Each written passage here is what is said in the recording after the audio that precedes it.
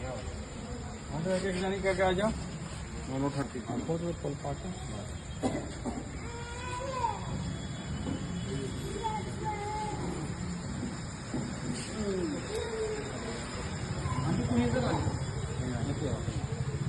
एक जगह हट जाओ तो फटाफट हो जाऊगा है ना। आ जाओ तुम ही आ जाओ।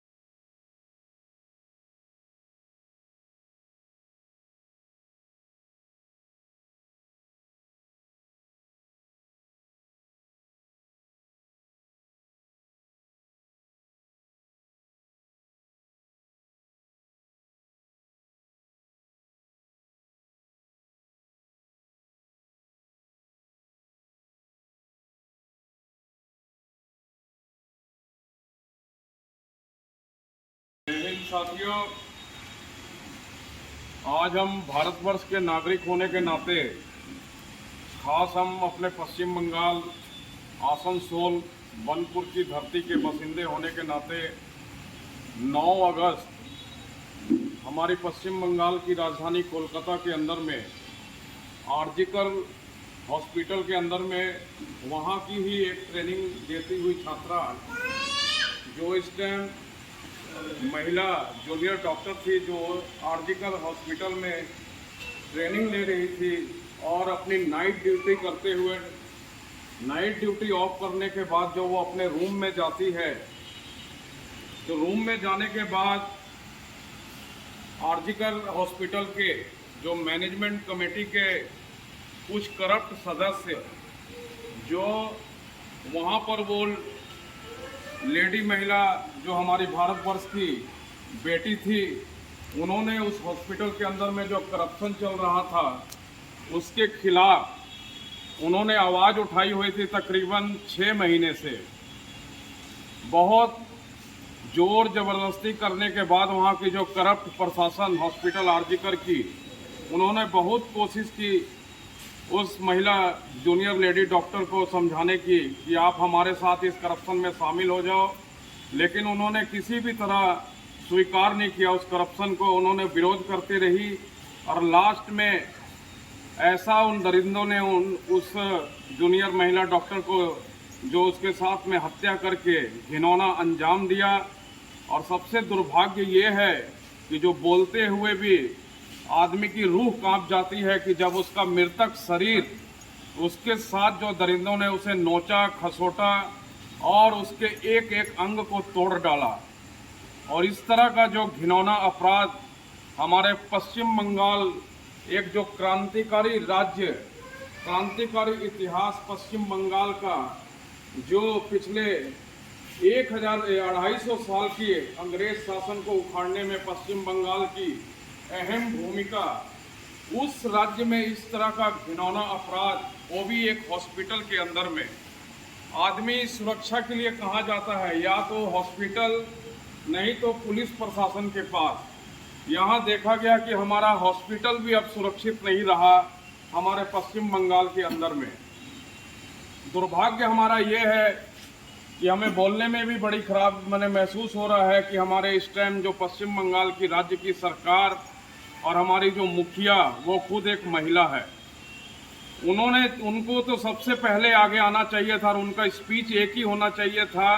कि जो भी दरिंदों ने ये ऐसा कारनामा या जो इस अपराध को अंजाम दिया है, उन्हें मैं अपने पुलिस प्रशासन और अपने राज्य के कानून व्यवस्था के तहत